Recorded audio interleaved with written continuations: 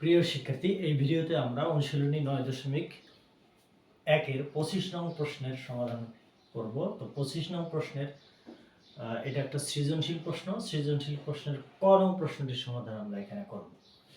তো এখানে দেয়া আছে cos a minus cot a equal to 1/x হলে cos a plus cot a এর মান নির্ণয় করো। তাহলে আমরা লিখব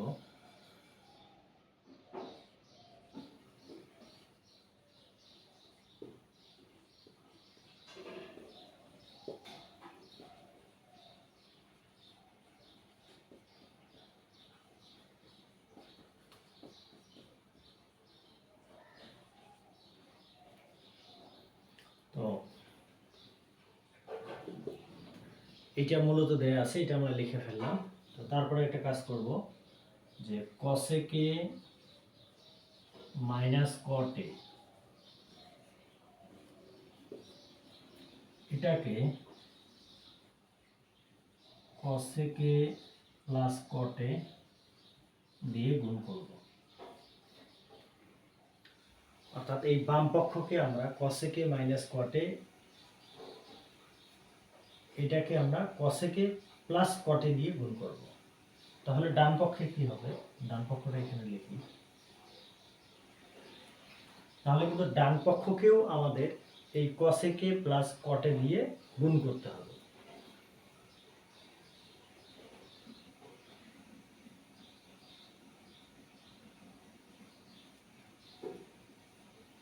অর্থাৎ উভয় পক্ষকে আমরা cos a plus cot a দিয়ে গুণ করলাম। cos a plus cot a, তো উভয় পক্ষকে যদি cos a plus cot a দিয়ে গুণ করি তাহলে আমাদের উভয় পক্ষের মান সঠিক থাকবে, ঠিক থাকবে।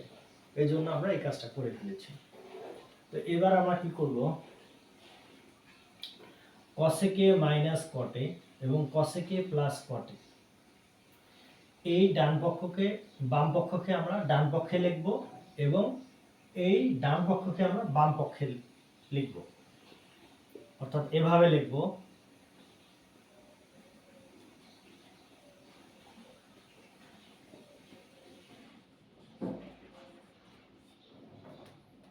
ইকুয়াল। আচ্ছা, এবার এই বাম পক্ষকে আমরা এদিকে লিখতে চাচ্ছি। তাহলে বাম পক্ষে cos a minus cot a এবং cos a plus cot a এটাকে যদি আমরা a এবং এটাকে যদি b ধরি তাহলে a minus b into a plus b এই ফর্মুলা আমরা পাই। তাহলে a minus b into a plus b এর ফর্মুলা অনুযায়ী আমরা লিখতে পারি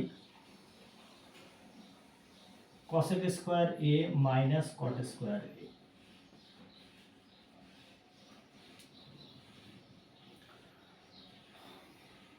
তাহলে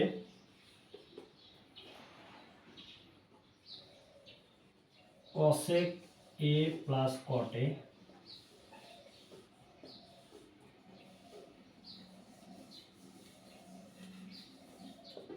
এই cosec square a minus cot square a এটার জন্য আমরা পাই 1, কারণ আমরা ফর্মুলা জানি cosec square theta minus cot square theta equal to 1। এর পরের লাইনে আমরা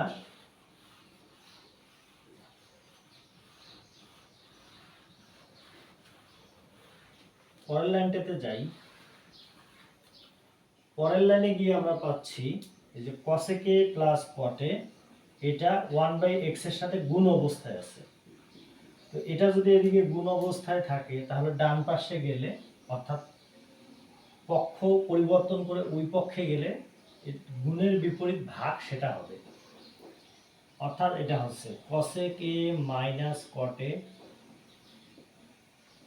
ইকুয়াল এই 1 আমরা লিখি ভাগ, এটা হলো ভাগ চিহ্ন, এই 1/x এই ভগ্নাংশটা এখানে লিখি।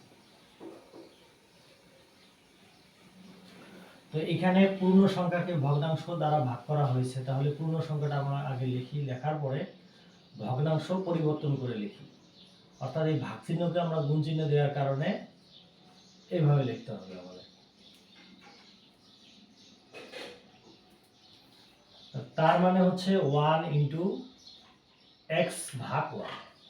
তো এখানে 1 গুলো লেখার প্রয়োজন নেই, কারণ 1 কে যদি আমরা এটা দিয়ে গুণ করি তাহলে 1 এটাই হবে গুণফল, আর নিচে 1 লেখার কোনো প্রয়োজন নেই। তার মানে আমরা পাচ্ছি x।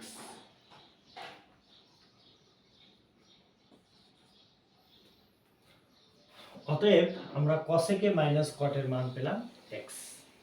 এভাবে আমরা ক নং প্রশ্নের সমাধান করতে পারি। তো পরের ভিডিওতে আমরা খ নং প্রশ্নটি নিয়ে আলোচনা করব।